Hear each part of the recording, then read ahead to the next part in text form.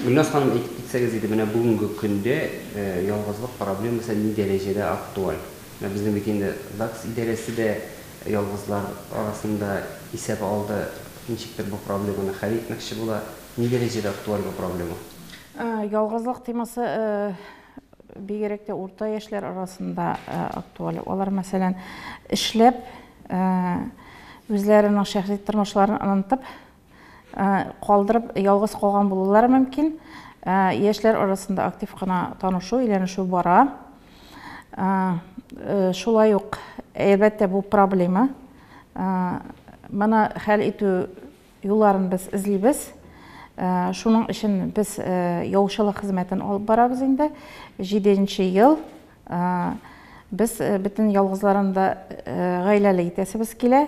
Чөнки кешенең бөтен бәхете гаиләдә. Акчада түгел, байлыкта да түгел, инде зур фатирларың булу да түгел, гаиләле булу да, балалар табып бергә яшәүдә. Менә сезнең эш схемасын сүрәтләп китсәгез инде, ничегрәк сез эшлисез? Ни рәвешчә бара бу? Мәсәлән, безгә ялгыз кеше телефонны шалтырата яки интернетта таба инде безне. Алар үзләренең сорауларын бирәләр. Biz вакытны билгелибез. Гадәттә ул безнең вакыт төшке аштан соң башлана, кешенең эштән кайткан вакытында кабул итү сәгатьләре. Һәм инде шул вакытта алар киләләр. Алар белән зур озаклап кына сөйләшү бара. Төрле яктан өйрәнәбез, сораулар биреп, аның характерын, яшәү рәвешен, кемне теләвен, шулай ук ул анкета тутыра. Анкетадан үзенең инде күрсәтә мәгълүматларын, һәм шулай ук анкетаның икенче ягында инде сайлап алынган кеше хакында мәгълүматлар бирә. Ниндирәк яшьтәгене, ниндирәк характерда гына тели, һәм шулай ук үзенең рәсемен дә калдыра. Рәсемне без инде үзебезнең күзлектән карап сайлап алабыз.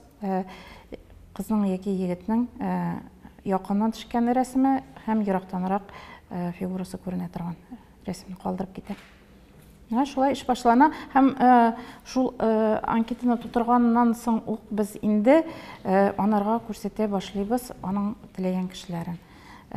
Мин үзем уйлаганча анарга аның характерына туры килгән ул теләгән кешене күрсәтә башлыйм, аның белән киңәшләшеп шул кешене сайлыйбыз. Соңыннан әлеге сайланган кешегә кызның җибәрәм рәсемнәрен һәм аның турында сөйлим. Шатсалар инде алар очрашалар. Менә хәзерге вакытта сезнең базада дип әйтелгәндә күпме егет, күпме кыз бар? Безнең хәзерге вакытта 3000гә якын әйтә алмыйм, бүлеп кенә кыз күпме дип тә, егет күпме дип, 3000гә якын ялгызлар бар.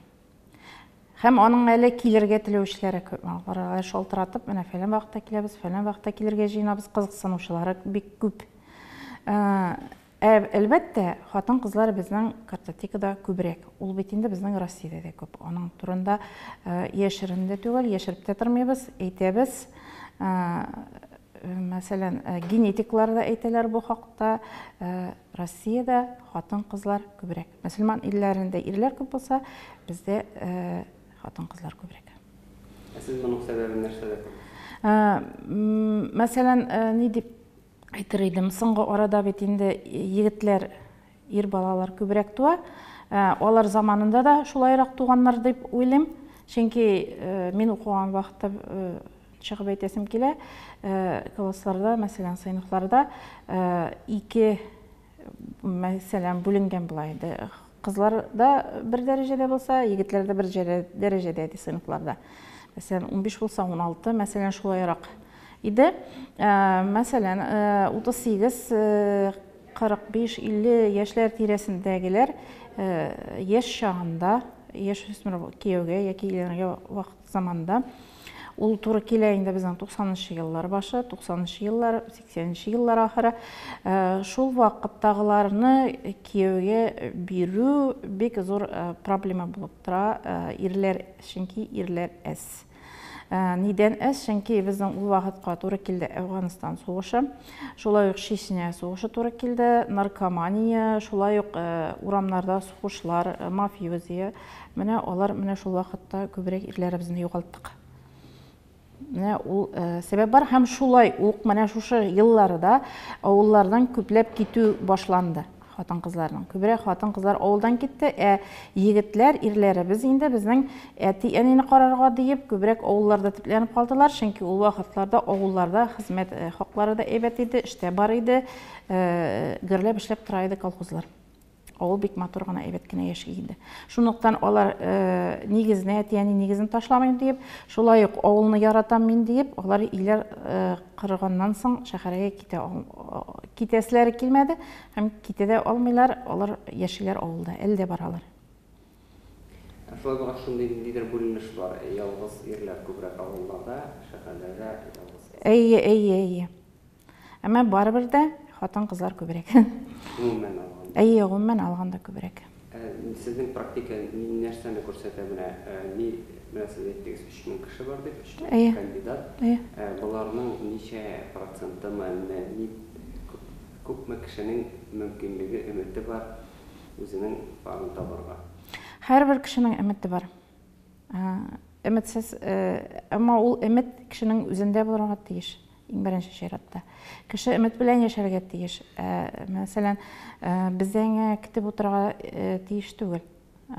Ул эзләнергә тиеш, үзендә тәрбияләргә тиеш, иргә яраклы итеп, ир кеше булса хатын кызга яраклы итеп, гаиләне ашатырлык, гаилә алып барлык итеп, ни өчен мин ялгыз дигән сорауга күп тапкырлар ул уйланырга тиеш. Шулай ук безнең үзәккә, гаилә кору үзәгенә күбрәк килергә, сайларга, активрак булырга һәм шулай ук без айга бер тапкыр кыш айларында уздырабыз очрашулар, һәрберсен җыябыз. Шул вакытларда алар активрак килсәләр, шулай ук рәсемнән генә карап түгел, бер-берләрен чынлыкта күрсәләр, аларның өметләре, шанслары тагын да күбрәк дип әйтә алам. Менә бу яучылык дип әйтергә шагыйрь дип әйтимме, ни дәрәҗәдә таралган, күпме алар, җитәрлекме? Алар шуны әйтәсем килә, безнең татарлар хатын-кызлар арасында бик күп таралган. Шулай руслар арасында да бар. Россиядә мин кирәгәләп караганым бар, кызыксынганым бар. Кемнәр бар икән, кемнәр ничегрәк эшли икән дип. Шулай да үзеңне үстерер өчен, үзеңне бит инде бергә хезмәттәшлек итә торган кешеләрне дә белеп торырга кирәк. Ничегрәк эшлиләр, нинди алымнар кулланалар. Казанга килгәндә безнең алар нәрсә дип әйтәм, менә үзебезгә килгән алар ханымнар да яучы булып китәләр, әмма эшләп китә алмыйлар. Алар кызыгалар, җиңел диеп, кызык диеп, әмма ул бер дә җиңел дә кызык та түгел. Кызыклыгы бар, әмма җиңел түгел. Һәм алар соңрак моны ташлыйлар. Чөнки бу эшне башкарганда кешенең тышкы кыяфәтен генә күреп түгел, эшенә кергә кирәк. Аның психологиясын өйрәнергә. Шулай ук ялгызлар, алар проблемалы кешеләр. Аларның төрле, мәсәлән, төрле чаклары булырга мөмкин. Күңел төшенеклегенә бирелгән чаклары да бар. Менә шул вакытта син үзеңнең психологик осталыгыңны кулланырга тиеш буласың. Анарга ярдәм итәргә тиеш буласың. Һәм читтән килеп карарга кирәк. Бу кеше ни дәрәҗәдә, мәсәлән, сиңа мохтаҗ, синең ярдәмеңә мохтаҗ. Моны бөтен кеше дә булдыра алмый. Менә шуңа күрә ул калган яучылар эшләп китә алмый. Әмма озак еллар эшләгәннәре дә бар. Кызлардан, егетләр аннан да безгә киләләр. Килгәчтен сораштырабыз, ничегрәк эшлиләр алар, ничә кеше белән таныштырдылар сезне, нәрсә ошады, нәрсә ошамады. Алар күбесенчә әйтәләр, анда кеше әз дип инде. Сайлап алу азрак анда дип әйтәләр. Чирәгенә күрә капкачын табу ни дәрәҗәдә кыен кеше? Ничек кеше арасыннан сайларга кирәк? Әллә күңелегез сезгә әйтәме, менә бу кешегә бу кеше туры килә дип? Мин мәсәлән, кеше инде бездә теркәлгәннән соң да эшне башлап җибәрәм. Кулымда бит инде минем 100 кешедән торган альбом була. Һәр елныкы ул безнең, һәр ел безгә 100 кеше килә дип әйтсәң дә була. Шуларның төрле яшьләргә бүленгән инде. 100 кенә түгел, күбрәк ялгыш әйтәм. Алар төрле яшьләргә бүленгән. Һәрбер яшьнең 100 кешесе бар. Һәм мин шуларны ачып күрсәтә башлыйм. Ниндирәк кеше. Менә бу сиңа ошыймы? Бер икенесен күрсәткәч үк мин аның инде нинди кыяфәттәгесен, нинди характерда шуганы шамалап алам. Бысы сиңа туры килә, бысы шулай дип, һәм теге кешенең дә исемә төшә нәрсә теләгәнлеге. Сезгә килгән иң яшь егетнең, иң яшь кызның яше күпме? Бер әнисе алып килде инде, алып килгән иде. Мөселман кызы инде ул. Мөселманнар күбрәк яшьләрне алып килә. Кемнәр инде әйдә карайтырык әле, яхшы вариантны дип әти-әниләре алып килгәннәр. Үзе килүче юк яшьләрдән. Алар инде менә хәзерге вакытта 18 яшь. Иң олысына 85. Бу хатын кызлары 85 бабай.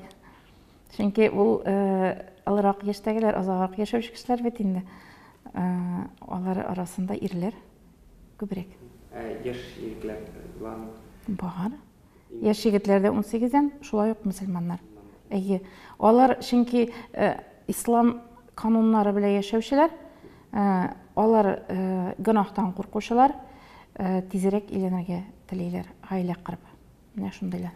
Үзегез никахлаштырган парларны ни дәрәҗәдә күзәтеп барасыз? Ныклы никахларны ничек? Ничек дип әйтим? Мәсәлән, яңа ел вакытында алар миңа күбрәк җибәрәләр, котлаулар. Шуннан мин аларның бергә булуына күрәм. Мәсәлән, күптән түгел Гөлназ Рөстәм дигән җибәргән иде, шулай ук Гөлназ Илдүс, мин үзем кавыштырган. Аларның бергә яшәвенә күреп шатланам, теләкләрен кабул итәм, һәм үзләренә теләкләр телим. Шулай ук кайсындыр урамда очратам, кайсыдыр миңа интернеттан язып җибәрә, хәлләрен сораштырам. Ничек сезнең арагыз? Аллаһка шөкер диләр. Мин сөенәм, балалар барлыкка килгәчтен инде мин үземнең балам шикелле кабул иттем. Бик тә менә күңелле, үземнең туганнарымнан да артык. Аллаһтан рәхмәте белән, безнең ярдәм белән кавышкан парлар бит инде булар. Килүчеләр ничә проценты мөселман, күпсе мөселман, күпсе? Шуны әйтер идем, күбрәге безнең мондый тормыш алып барган. Мөселманнардан ирләр күбрәк, мөселман булмаган кешеләрдән хатын-кызлар күбрәк. Шулай ук мөселманнар ике тормышны алып барган, мәсәлән, дингә генә бирелеп түгел, дине дә һәм мондый тормышта алып барганнар күбрәк тизрәк иленә. Әгәр инде мәсәлән радикалраклар, алар азаграк иленә. Шулай безнең, чөнки бездә радикал булган кызлар юк. Радикал дип инде ничек дип әйтим? Мәсәлән, озын сакал йөрткәнрәкләр инде, менә шулай. Әмма мөселманнар тизрәк иленә, безнең иленүчеләр арасында һәм олы яшьтәгеләр. Чөнки алар ялгызлыктан туйган булалар. Балаларны үстереп бетергәннән соң яки хатыны үлгән, аерылган, туйган балалар ялгызлыктан, алар тизрәк бер-берләре өчен яшәргә телиләр. Менә шул. Менә бу турыда матбугатта да күп языла бит, үзенә икенче хатын эзләгән, күп хатынлык дигән әйбер бармы гомумән?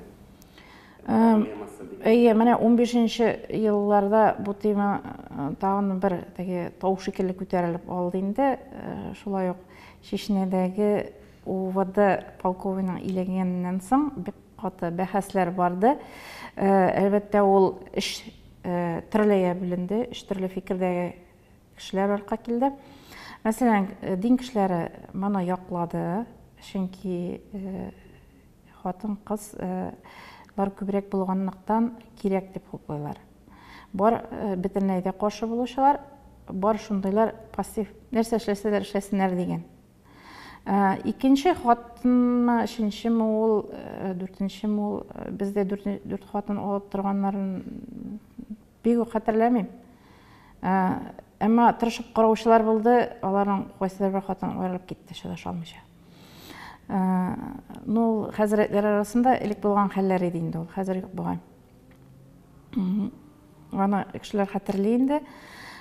Ул булган хәлләрне нәрсә дип әйтим, яшән рәвештә үз хатыннан башка хатын тотучылар күп бит инде, ул беребезгә дә сер түгел. Әмма ул яшәр.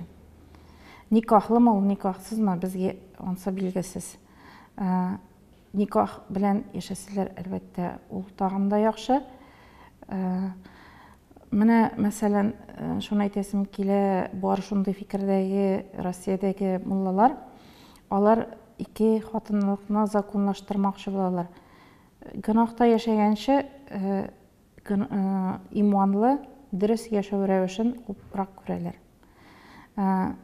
Бездә, әлбәттә, тыелган бит инде ике хатынлык. Безнең үзәккә дә мөрәҗәгать итүчеләр, мәсәлән, 6-7 ел алып күбиде. Алар күбрәк яшь кысрадылар. Без әйтәйек, синең хатының бар, нидән син яшькә? Менә телим. Әмма ул телим ул сәбәп түгел.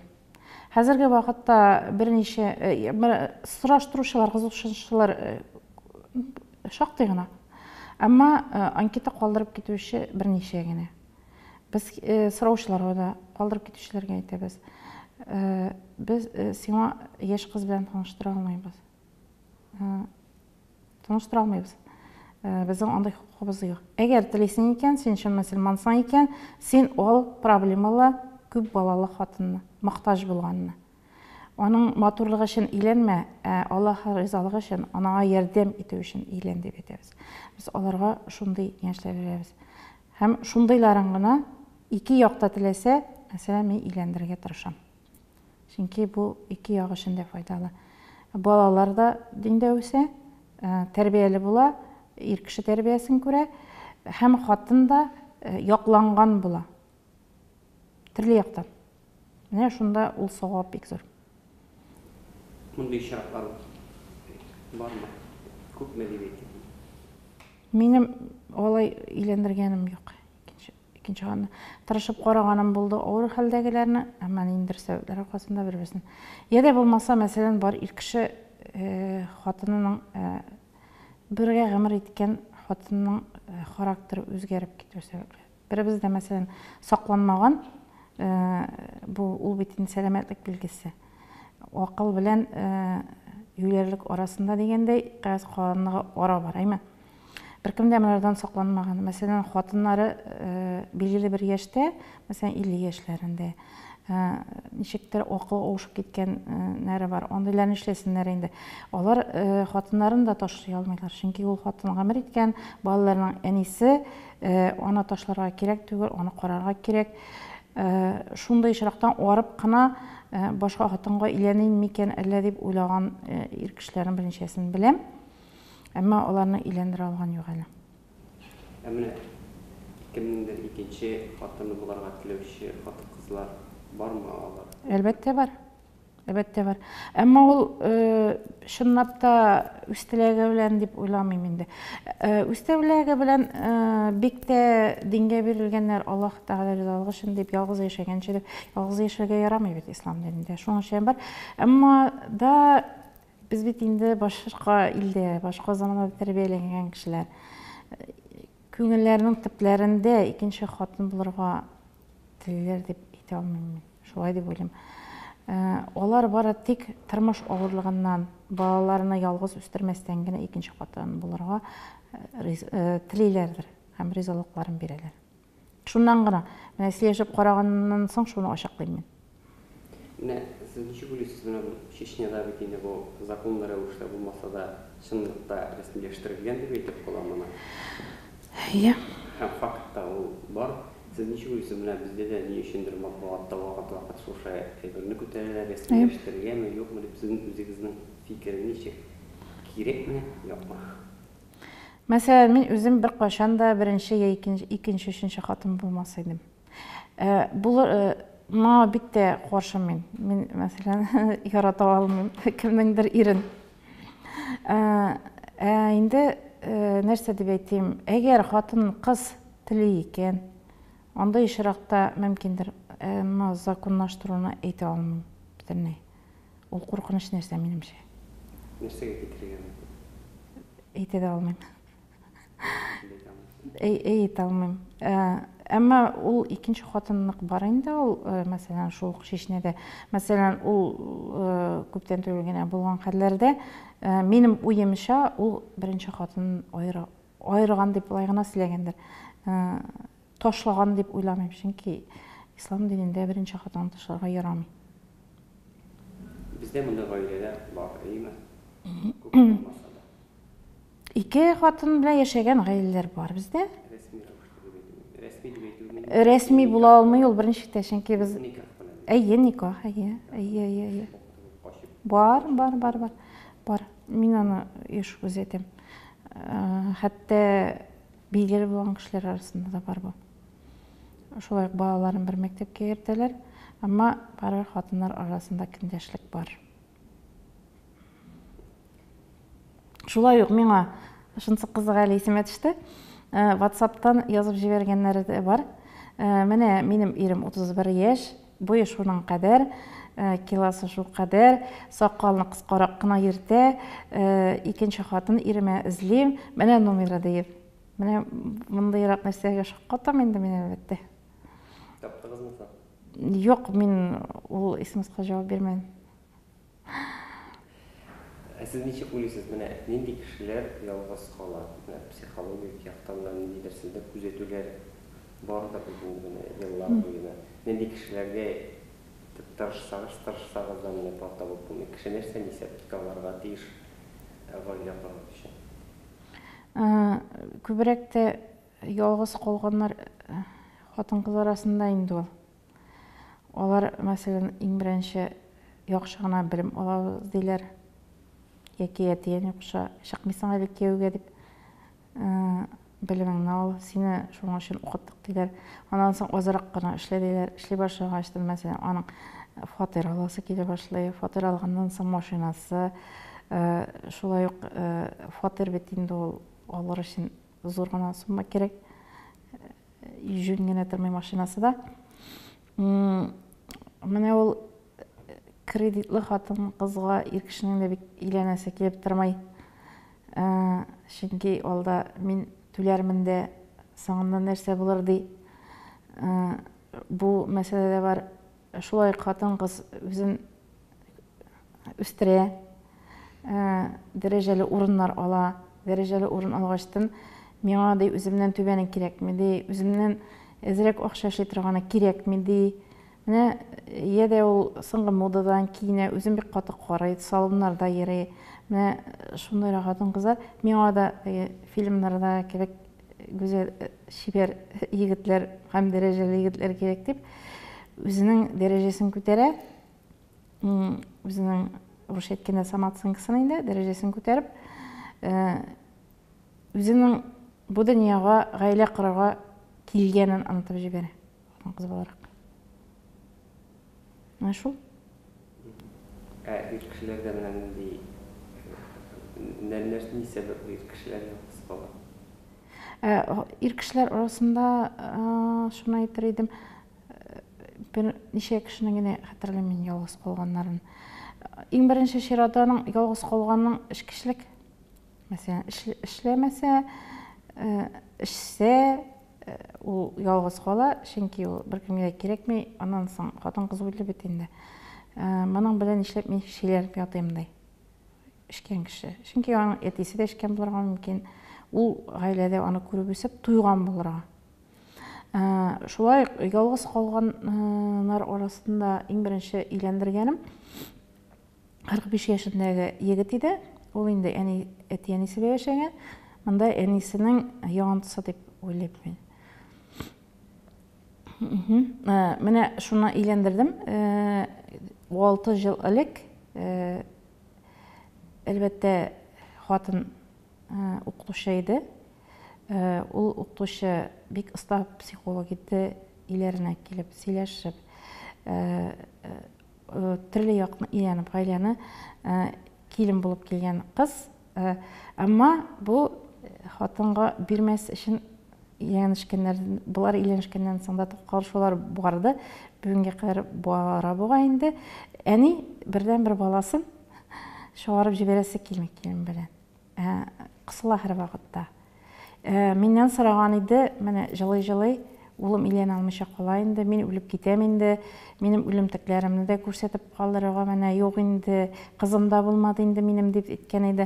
Әмма ешептір мәне өзінің баласын бек шықындырып жетесі келмей. Хәтті бұл айланың енді балалары да бар, хайраңына өскен. Мәне шондайырақ нәрсе бар, мұның үстінде үш бара, сөйлешем. Чөнки олар менен ераққан түгіл жерде тұралар, көрем мен аларның. Айласын әтиенін де көрем, ешлерін де көрем. Еш деп айтам, еш түгіл енді олар, еш үйленушілер деп айта алам енді. Соңғы тағын бір егіт келдейінде, көптен төгілгені, бірінші айлықкені, 48 ешінде ялғыз қалған, шолай ол квартирасы да бар, бар машинасы да, яқшығына үштері әшілей. Ол вақыттар ол денде болма, қазір денге кіріп бара.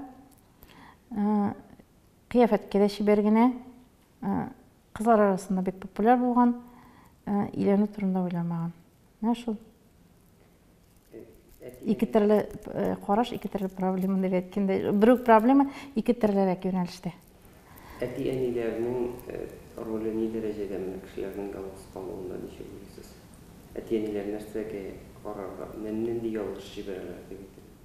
Ол мәне теге вақыттарақ бір 20 ел әлік, 15 ел әлік болған нәрселер. Қазір бек әти-әнилер қысылмайлар, әмма дини кішілер арасында бар. Сен шаға шақсың мұны, әти-әне мәселен болса, сен шаға шақсың мұны шунарға ғана, әмма ол еш шағында етілейінді. Сонан бір заман шул сатып алуда кебегерек сыманырақ енді. Мында да қызның мәселен еші бара екен, жігітінің еші бара башлы екен, қызлар бия қызықсынмай еке бір қыз білән ергеннен соңының әйтегенде көңілі қайтқан бола. Hem kızlar bile kızıksınmay, iden çıkmay. Mene şunda Iraklarının әти-әнелері bir şala başlay. Baştalar tuqta deyler. Şamay deyler mesela ilene başlasa. Bu kızı şamay deyler. Yeki kevge şağıdan kısa. Anan sana da yeşi bara başlağaçtın. Edeğinde qorayğında deyip yanadan kire. Mene şul satıp alıda kebe gerek. Mene qatnaş nikahlarga kelsek kişiler nechik izleyler barlarını, öz milletlerinde, әлі mesela dini kişilerge onun dinigine mi? Şolay mene yaş şağında, 21-25-30 arasında izleyler öz milletlerin tatarına bir kimde Irak'a gitesi kelmey elbette. Özüңнің bilgen kişiň, özüңнің kulturaň betinde, öz tiliň, her bir kişi öz tilinde söylejesi kele. Özlerinçe yaşayısı kele. Ama indi 30'dan ortap gitse, koy birleri meselen, şu hatın kızlar, boşqa milletlerinde koraylar. Çünkü kego şarga gerek, bala tabırga gerek. Biz anlatabız, sizden yaş ortap gitken, hem sizden mümkün mesela Türk kişisine şarga, çünkü Türkiye'de irler köp bu sır tögel. Olar bizge tuğandaş halıqta, şulay yok, Müslüman dininde ösken kişilerde yaxşırak kişisi var eken, işlep kego çıkmaz kalırga. Mında köşüp kele turganları da var alarının, şularga da kego şarga teqtip etebiz. İrler arasından birgine azaq şulay yok ilenmişe kalgan yigit, mende qora rak tenli kızlarına yaratamday. Qorak tenliler bizde ezerek bitindi. Şulay zor közlü, uzun kirpekli, qararak tutlu bizim internetlerde yeri bitindi resimler. Şunday motor Arap kızlarının şunday rak kerek edip elde marajagat etti bizge. Qara kız yok. Qara kız yok kızganışqa. Çünkü Araplar, Türkler kızların bizge vermeyler bizden xalqqa. Onun için adet yok. Onlar öz xalqına köprek berge tırşalar. Neçe prosent kişi Ничек билгенде үз барын үз милләтендә табып. Үз милләтендәме? Күпчелек үз милләте. Әйтә алам 95%. Сезгә менә мәсәлән башка диндәге кешеләр дә киләме? Христианнар, православ. Бар, христианнар да килә. Нишләп безгә киләсез, бездә бит, мәсәлән, сезнең диндәге кешеләр әзрәк дип әйтәбез.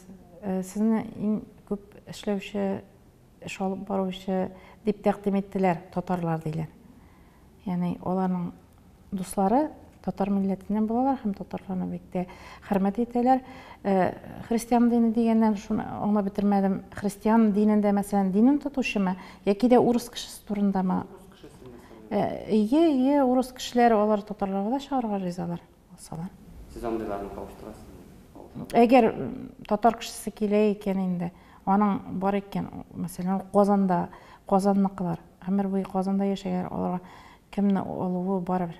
Шундыйрак ирләр дә бар. Но алар андай булса өйләндерәбез, әйе. Аларның мәсәлән әнисе урыс булырга мөмкин, яки әтисе. Шундыйрак катнаш булганнарны без урыс кызын бирә алабыз. Рәхәтләнеп. Әйе.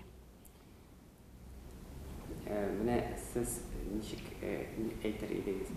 Кеше ялгыз калмасын өчен нишләргә тиеш? Менә сезнең инде ярдәм итүче генә дип әйтергә. Сез аларны бергә очраштырсагыз да, ул кавышмаска мөмкин алар. Кеше үзендәге белән үзенең нәрсәсенә игътибар итәргә тиеш дип әйтер. Иң беренче очракта, мәсәлән, хатын-кыз булса, ул хатын-кыз булып тәрбияләнергә тиеш. Ирне ир итәргә кирәк. Ир кешене без үзебездән түбән куярга тиеш түгелбез беркайчан да. Ул гомер буе ир кеше зат булып калырга тиеш. Иң беренче бара торган, без хатын-кызлар анарга буйсына торган. Хатын-кыз нинди генә дәрәҗәгә ия булса да, мәсәлән, эштә ул берәр төрле мөдирдер. Күп кенә акчалар ала тора. Өйгә кайткач ул хатын булсын иде. Без шуны аңлатырга тырышабыз. Чөнки ул бу дөньяга хатын булып туган, мөдир булып түгел, күп акчаларга ия булып түгел.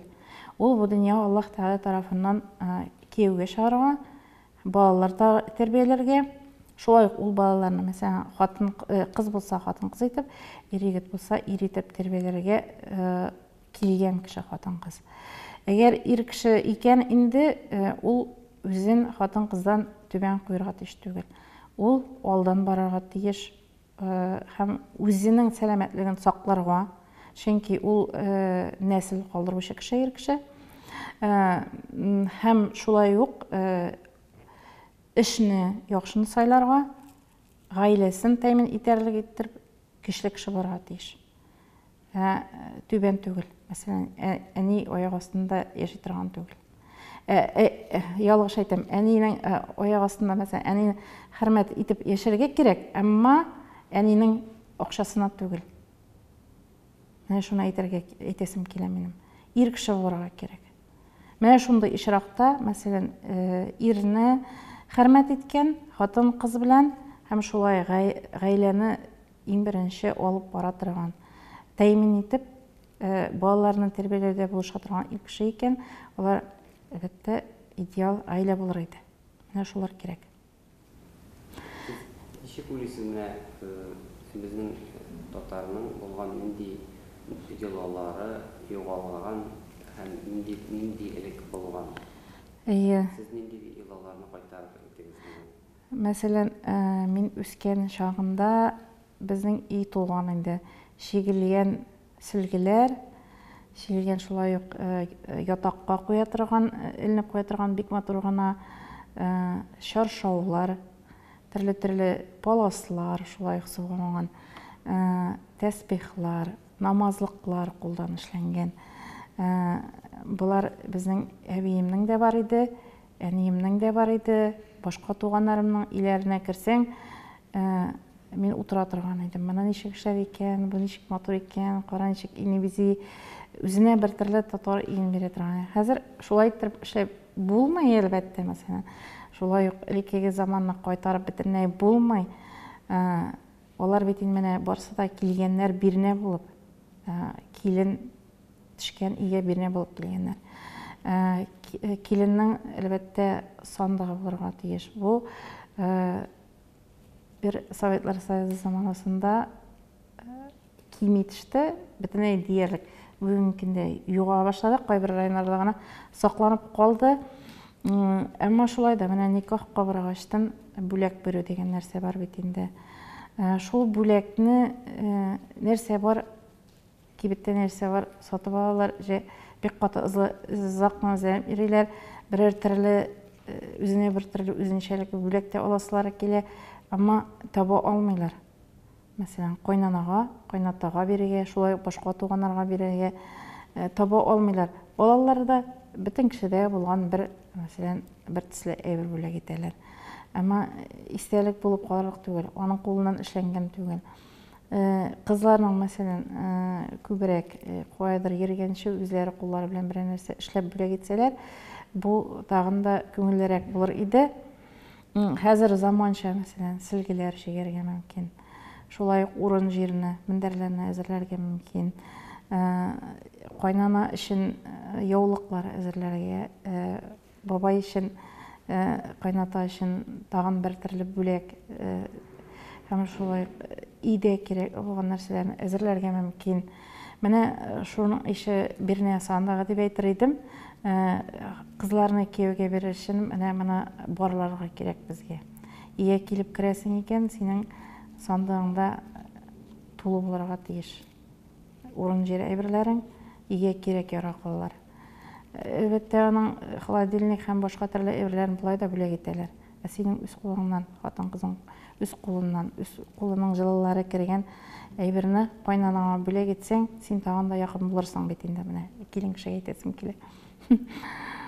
Менә шуның өчен проектны менә без хәзер башлап җибәрдек.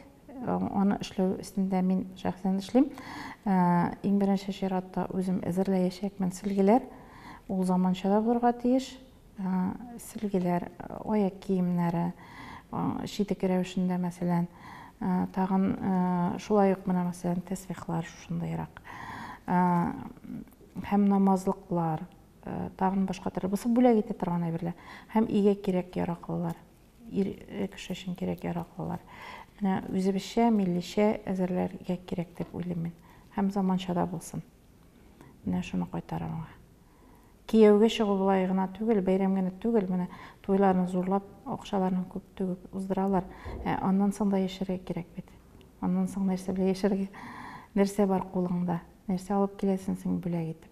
Туганнарыңа, ирнең туганнарына. Шулай ук шул баланы кадерләп үстергән әнигә. Сез никахны нәрсә наклы итә? Менә бер диндә булма, бер милләттән булма, әллә инде халыкларның, профессияләрнең тәңгәл килүе менә төп күрсәткечләрнең берсенең ди. Һәм нинди никахлар менә аерыла, нинди парлар аерыла? Мәсәлән, әйтер идем мин, монда милләттә зур роль уйнамыйдыр. Әлбәттә, бар шундыйраклар егет булса, мәсәлән, чит илдән, андай Европа, мөселман иленнән булса, артта калган, андай чиракта проблема бардыр. Ике культураны ныклап өйрәнергә кирәк. Бергә булырга. Батыр балалар тудырасылар килә, ансын мин аңлыйм. Шуның өчен дә өйләнәләр бит инде. Гарәп, мәсәлән, татар кызын аласы килә, матур бала калдырыр өчен. Вак, матур, зәңгәр күзле.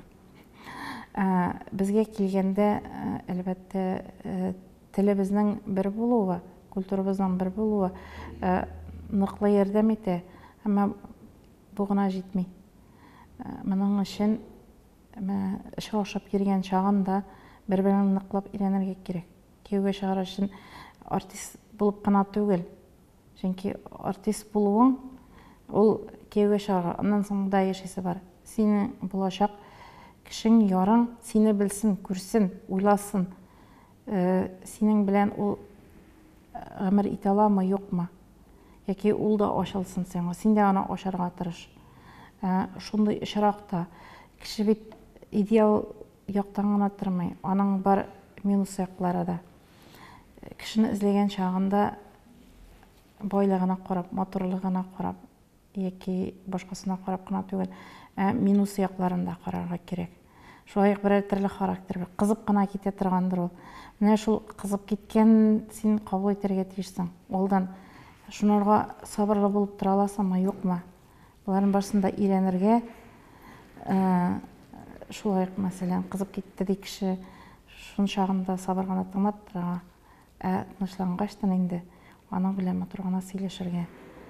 Шунда ул аның фикерен тыңларга.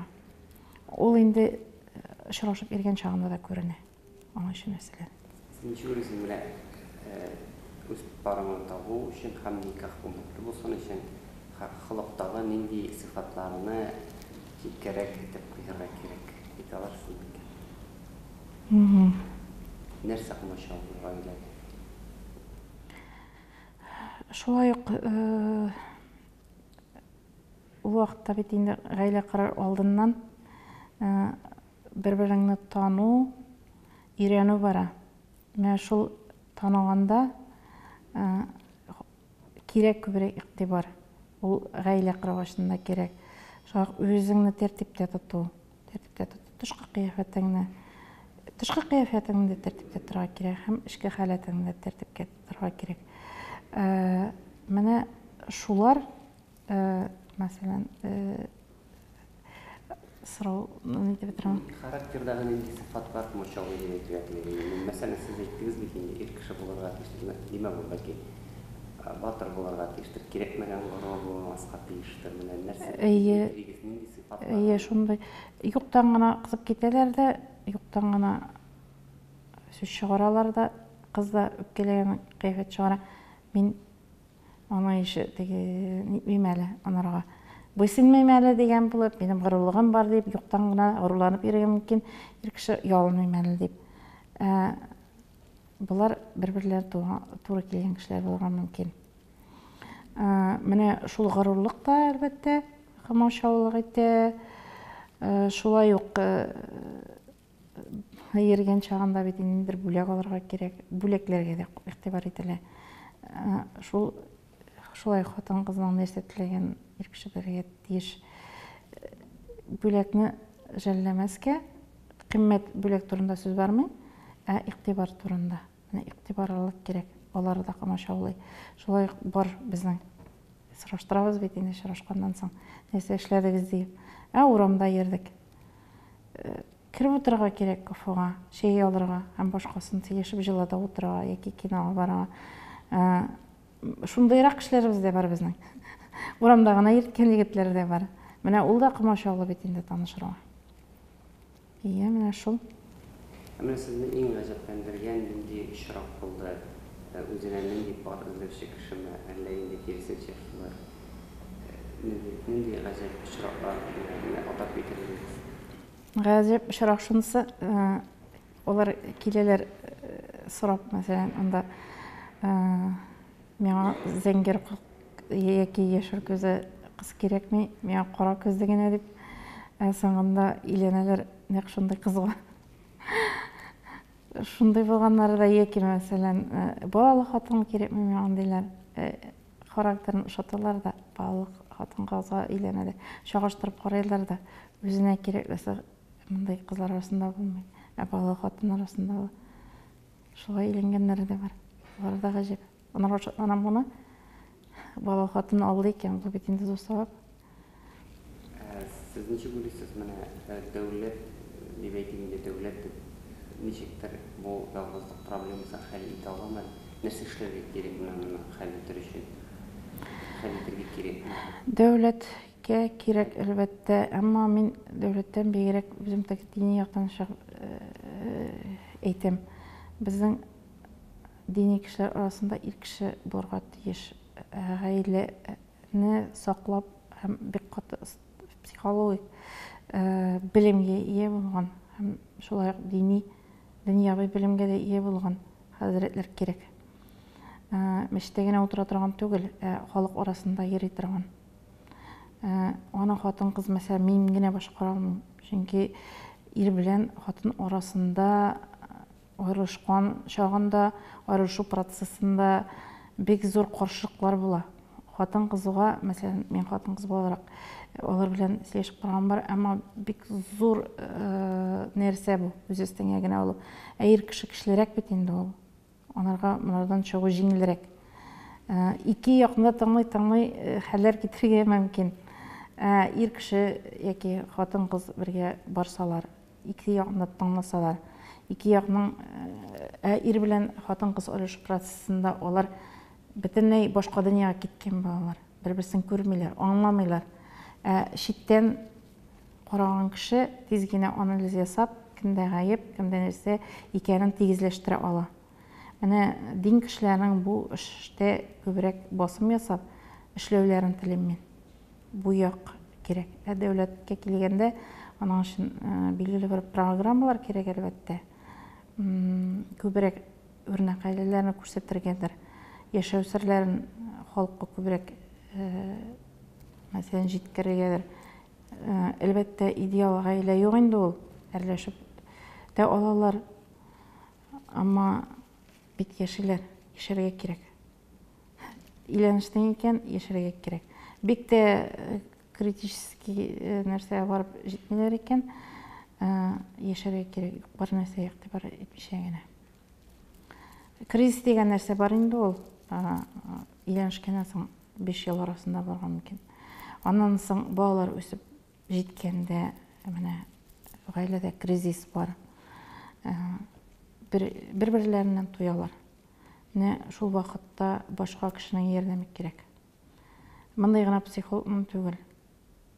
Дөньяны яхшы белгән, шуның эченә кергән, проблемасына кергән, гомер буе шуның өстендә эшләгән кеше, чынлап шушы эшне эшләргә теләгән кешенең ярдәме кирәк бу гаиләләргә. Ниндидер зарплата алып кына түгел, зарплата эш урыны булып, зарплата алып утырган кешедән мин файда күрмим. Чынлап Аллаһ Тәгаләнең ризалыгы өчен эшләгән кешедә файда бар. Муллалар, хәзрәтләр арасында мондый кешеләр бик юк. Юк, аның өчен нәрсәгә мин күп тапкыр мохтаҗ булганым бар. Кемгә барып кем белән киңәшләшергә була икән дип. Чөнки аерылышучы кешеләр бит инде хайран гына. Беркемгә сыр түгел. Дини кешеләр арасында да, мондый кешеләр арасында да. Аның өчен әйтәм бит, кешеле ир кеше кирәк. Хатын кызны тыңлатып, ир кешене дә тыңлата торган. Хәзрәтләрне әйтәм. Бер таҗик кешесе турында сөйләр дә, әмма ул таҗик кешесе белән сөйләшеп карадым мин, психолог дип.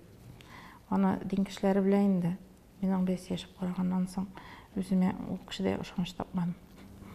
Хәзрәтләр арасында бармы шундай кешеләр? Гаилә темасына лекция алып баручы бар ул, әмма утырып кына шул гаиләләргә барып, шуның белән кайнаган кешене бихәтерләмим. Менә дини нәзарәте мәсәлән ничектер шушы өлкәдә шулай эшләргә тиеш дип уйлыйсызмы алайса? Дөрес аңладыммы? Дини нәзарәте ие. Гаиләгә күбрәк игътибар итәргә тиеш. Проблемаларны өйрәнергә, билгеле бер кеше булырга тиеш менә бу өлкәдә.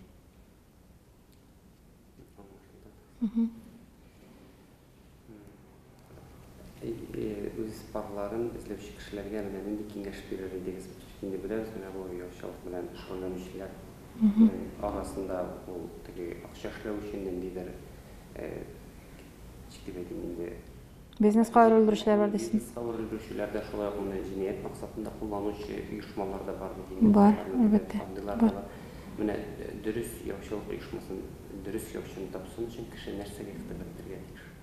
Иң беренче чиратта без яучылар күбрәк бит интернетта хәзер эшләр ала. Пенсия яшендәге әбиләр, абысайлар эшләргә мөмкин. Ниндидер бер билгеле булмаган кешене газетага анда реклама биргәүчеләр дә бар. Инде аларны ныклап өйрәнергә кирәк беренче барган шул. Мин мәсәлән үзем Татарстанда билгеле кеше, шуңа күрә миңа ышанып килүчеләр аптырамыйм мин. Бу яктан минем проблемам юк. Әмма теге яшьләр арасында белмәскә мөмкиннәр, интернетка кирип карагыз, минем страницаны карагыз дип әйтәм инде, минем битемне. Шуны өйрәнегез дим. Яучыны өйрәнер өчен төрле түрлі нәрселер бар. Аның турында узуфлар неше керек. Көбірек, мәселен, бізге келейінді танышлары оша үйленерге, үйлендірген кішілер аша келелер. Ондай шағанда проблема жоқ. Біліп келелер. Бар енді ол аферист яушылар да бар. Нек болмасын. Мен ничек айырырга менә бу аферизм юк ма? Сұраштырырға керек. Олар менімше көбірек сұраштырып келелер. Бізге келгенде сұраштырып келген балалар енді алар. Ничек қоян білдің деп мен сұрайым. Әр вақытта да фәлән апа, фәлән абый сіздің кеңеш берді, барып қарарға қошты. Менің үшін де рәхат ол. Ничек уйлыйсыз, ни өчен татар әдәбиятында яучы образы ондан нидер бар теге күбрәк юмористик һәм шундай теге юмористик образы итеп сүрәтләнә, сез ничек уйлыйсыз? Яучы бит инде ул вакытта бер әби булган бит инде аларак яшьтәге шулай ук ул инде оста телле Түрлі яқтан өскен кіші болырға мүмкін. Шоянда, әлбетте, шоянлық та керек. Бәлки язушы бірер шундай образ кіртәсі келгендір әсерге қызық болсын үшін. Шуның үшін генедір. Қазір оны әбилерден де кірелер, түші дейіп. Әмі түшіден күлу маған бірде yaşamай. Яушыдан қазіргі вақытта қызық қана әсерлер язырға мүмкін. Бик қана қызық қалар болып қоя біздің. Кіртірген мүмкін әлбетте, қызық еттіріпті әдебиетқа. Не себепті деп ойлайсыз? Міне кіртеген бет енді солай бір әсерде генә түгел. Чөнки аның іші бик қызықлы. Онда кіртмеше мүмкін түгел аны. Түрлі қызық хәлләр була яушының ішінде. Шул себепті Чөнки ике яхшы кеше бар, икесе де үйлендірген шартын айтам енді қыз белән кәләшне. Несе деп әйтем енді сомневается. Мәсәлән, шикләнәләр белән. Үйләнем микәнде, икенчесе яшәгән микәнде, шундай шагында яушының усталыгы килә. Матур иттереп кенә, оста итеп кенә сүрәтләп бирәсең. Қызық түгел менде бу. Олар бит шуңа мохтаҗ, шунлап та иләнеп тә куялар, матурлыгына яшәп тә китәләр. Сүзе дә бар бит. Шаяртып та җибәрәсең, үстереп тә җибәрәсең. Әмма булмаганны түгел. Булган характерын күпертебрәк ачыклап җибәрәсең. Бер-берсенә куелган таләпләр булар. Шуларны әйтәсез. Әлбәттә кызык образ бу, яучы образы. Аны кызык иттереп үтмешә булмый. Һәм шулай ук җитди дә. Нишләптер аның кирәкле ягын күрсәтмичә кызык ягын гына сүрәтләгәннәр язучылар. Әхмәтле ягын. Ул вакытта инде җиңел булгандыр өйләнергә. Авылдан алганнар бит инде гадәттә күрше авылдан бигез алганнар. Бер-берләр белгәннәр. Бик яучының кирәк тә булмагандыр ярдәме. Яучының ни шарыкта кулланганнар.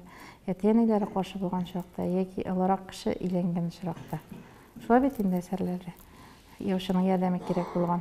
Аларак абзый яшәрәк кызга өйләнәсе килсә яучы җибәргән. Булай бер-берсен яратканнар алар яучы ярдәменнән башка да өйләнгәннәр. Менә сез шушы тагын әйтегез дип, менә әйтеп киткән идегез бит, менә үзләренә теге яшь кызлар дип күрсәтеп, ул да андый кешеләр күпме? Бар. Менә гаҗәпләндергән нәрсә дигән менә хәзер искә төште. Менә бу бик гаҗәпләндерә. Бер абзый Казан татары инде ул. Шиткә киткәндә шунда калган хезмәт итеп бик зур дәрәҗәләргә ирешкән. Шуннан соңрак малай инде дингә килгән, Мәскәүгә китеп, әтисен дә китергән. Әти бит инде дингә килгәчтән анда укып карый. Мәсәлән, анда пәйгамбәр яшь кызга өйләнгән, болай иткән, мөмкин. Бу хәзер дингә килгәчтән башка төрлерәк карашта яши. Янәдән өйләнеп, үзеннән бала калдырмакчы була. Нәкъ хәзерге вакытта үзе теләгәнчә. Мөселман динендә үстерәсе килә кичкенәдән. Менә шундый теләк белән ул яшь кыз эзләп килә инде. аңлатабыз, әмма аңламый. Бар бит инде, чыгышлар бар бит инде. Менә фәлән анда артист өйләнде бит инде. Менә булар торалар бит инде, тегеләр торалар бит инде. Мин әйтәм инде, алар бит бай кешеләр бит тә. Син тәэмин итә аласыңмы соң ул яшь кызны? Син бит менә ничәдер җылдан соң үлеп китәргә мөмкинсең. Ул баланы тәрбияләп тә өлгерә алмассың дип. Юк, үз кирәлекләрендә калалар. Менә алар инде илен алмыйчалар. Озак еллар торалар да, соңыннан инде ярар дип үз яшендәгесендә карый башлыйлар. Менә шундый чырык бар.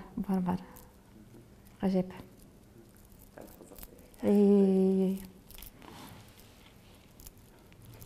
Үз спорларын эзләүчеләргә теләкләрегезне әйтсәгез.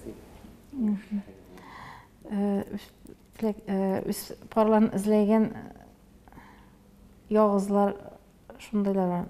Алар идән эшкә, эштән өйгә былай кеше арасында күп йөргән шустрый дип әйтик инде. Алар былай да таба. Сабыр халык булган, тәртипле кызлар, егетләр эшкә биреләләр дә ялгыз калалар. Яучыга килергә ялалар. Шуның өчен нәрсә бар, ул телевизордан күрсәтмәсләр шулар турында бөтенләй дә яучыга бару инде ул түбәнчелек дип саныйлар. Бәлки шул татар әдәбиятында үскән кешеләр дә бардыр инде. Яучыны шулай шаяртып язгачтан. Монсы да каршылык эшли торгандыр. Ялалар килергә. Куркам инде, ялам инде, алай инде, булай инде, яки мин макташ түгел, үзем дә табармын кебек. 30 яшы җитүгә килә башлар. 40 яшы җитүгә уйлана башлар. Яки 40 узып китсә, уйлана башлар. Бит ул вакытта табу авырлаша төшә, яучыга да авыррак. Мин аларга теләр идем.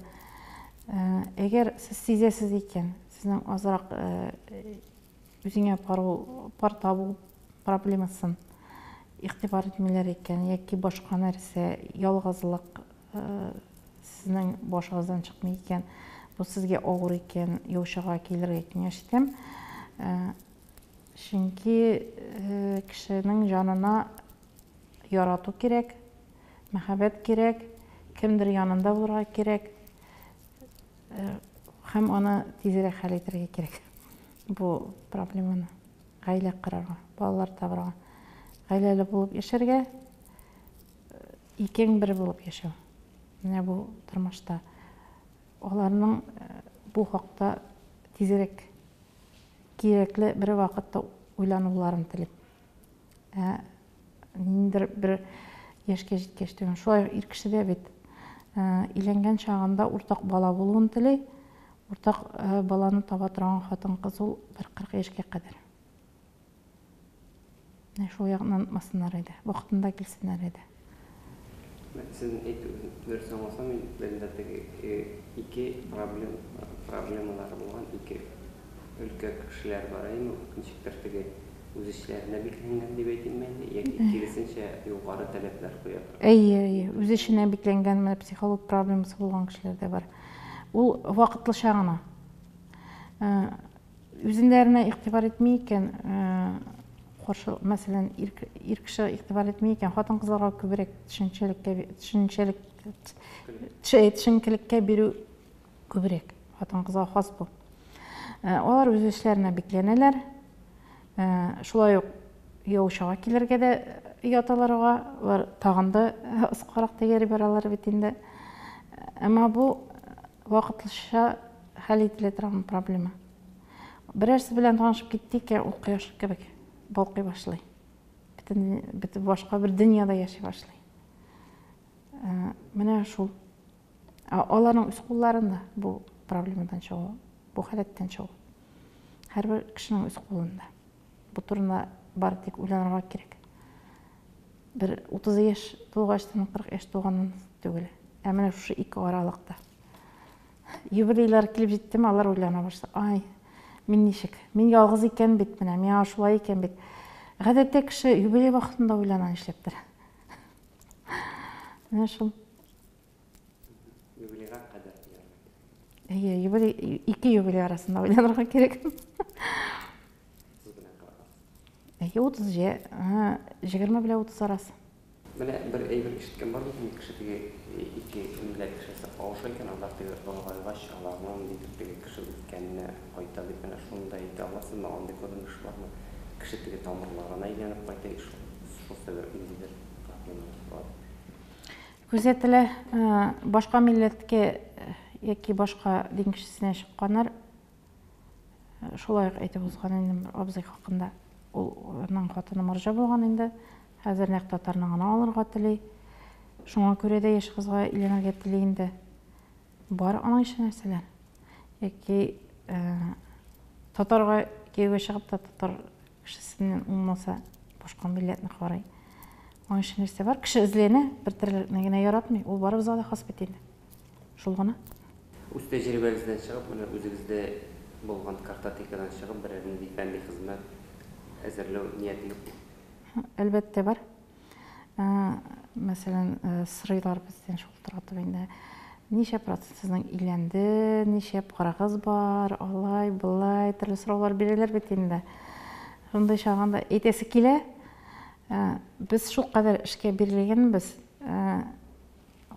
Өйләнгәннәрнең анкеталарын алып куябыз да, шутланабыз да, әлбәттә билгеле бер киштәгә алып куябыз инде өйләнгәннәрнекен. Ялгызларныкы безнеке шул картотекада кала бирә. Фотоларын да куябыз. Бик тә фәнни хезмәт язылса килә, әмма әлегә вакыт җитмәй. Ondan соң тагын шунда әйтәсем килә. Менә ирләр арасында, хатын-кызлар арасында аферист кешеләр бар. Берничә тапкыр өйләнеп, берничә тапкыр аерылып, улдалап йөрүчеләр. Менә аларның исемнеген минем булдырасым килә. Башка кешеләр менә монарга юлыкмасын өчен. Фәнни хезмәткә килгәндә, Алла бер саат теләсә, көннәрдән бер көнне бәлки язарга да булыр. Бик кызыклы нәрсә. Ничә парны кавыштырдыгыз 7 елда? Ой, күп менә санаганым юктыр син генә әйткәндә. Санаган юк. Элек саныйдырык. Ничәгә җиткәч туктадыгыз? Ничәгә җиткәч туктадыгыз? Бер 30-50ләр тирәсенә җиткәчтән туктадым. Чөнки хәзер сан түгел, сыйфаты безнең өчен әһәмиятле. Менә шул. Siz ничек уйлыйсыз, менә характердагы нинди холык үзенчәлекләре бергә яшәргә комачаулы? Үз парны табырга комачаулы? Үзенең характерына карамаган, мәсәлән, үз характерын өйрәнмәгән. Без өйрәтеп тә шуны таңдамаган кешеләр бар. Менә шуның өстендә эшлә дип әйтәбез. Син менә бу яң шулайрак, син аны үзгәртәле. Син мәсәлән, хатын-кызга әйтәбез, егет белән йомшаграк бул, йомшаграк сөйләш. Тырт-пырт килә торган кешеләр бар. Минем характерым шундый ди. Синең характерың мин беләм дә, син беләсең. Бит сине сайлый торган кеше моны дөрес аңламаска мөмкин. Һәм шуның аркасында бәлки син кияүгә дә чыга алмый каласыңдыр дим. Тагын шундай кызлар бар, үзләре бик чибәрләр, матурлар. Эшке дөньялары салкын. Менә бу да кияүгә чыгарга комачаулый. Ир кешегә килгәндә инде ир кеше сыйфатларына ия булмау. Сөйләшә белмәү. Бөтенләй башка төрле темага кирип китү, башка теманы сөйләү, хатын-кызны үзенә карата алмау. Үзенең нияте изге аның, үзе әйбәттә кеше. Әмма менә шул сөйләшү аркасында ашамый. Шулай ук бар кирәкмәгән сүзләр сөйләүчеләр. Ялгыш кына керә дә китә. Аның аркасында ул ашамый. Өйрәтәбез, әмма аңлап бетермәй торганнары бар, шундыйлар.